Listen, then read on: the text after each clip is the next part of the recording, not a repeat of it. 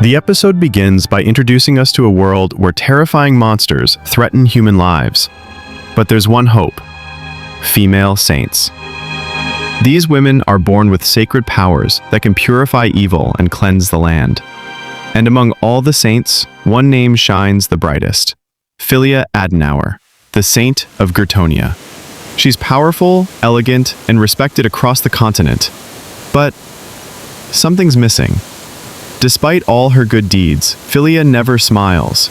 People around her think she's cold, distant, emotionless. But why is that? Well, we start to understand soon.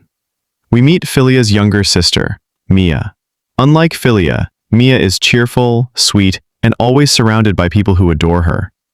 Even Filia's parents favor Mia, constantly comparing the two sisters.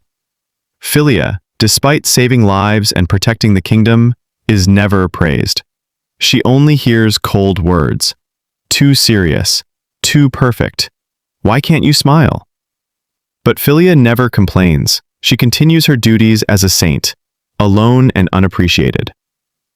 Now we're introduced to Prince Julius, Filia's fiancé and the second prince of Gritonia. Their engagement was arranged because she was the ideal saint, a symbol of power and stability. He wanted someone who was soft, expressive, someone like Mia. And in this very episode, during an official royal meeting, he breaks off the engagement, in public, right in front of Filia. No mercy. But the betrayal doesn't end there. Julius, along with Filia's parents, makes a shocking decision. They sell Filia to another kingdom. Gritonia's neighboring kingdom, Parnacorda, recently lost their own saint and is in crisis. So instead of respecting Filia's years of service, they treat her like a political object, a tool to be exchanged. No one defends her, not even her own family. It's one of the most heartbreaking moments in the episode. Filia is shattered, but she doesn't cry or scream. She calmly accepts the decision. She asks if she can at least say goodbye to her sister Mia, but they deny her even that.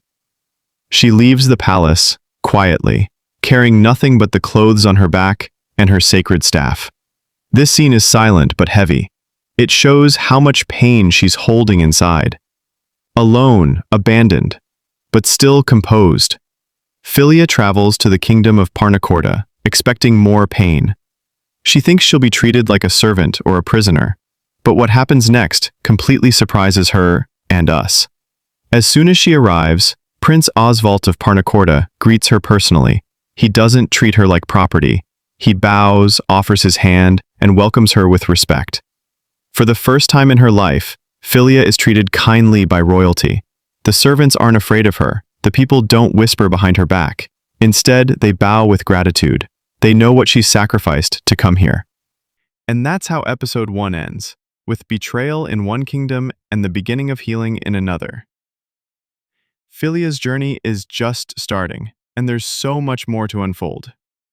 If you enjoyed this episode breakdown, don't forget to like, comment, and subscribe, because in episode 2, we'll see Filia take her first real steps in a kingdom that might finally accept her.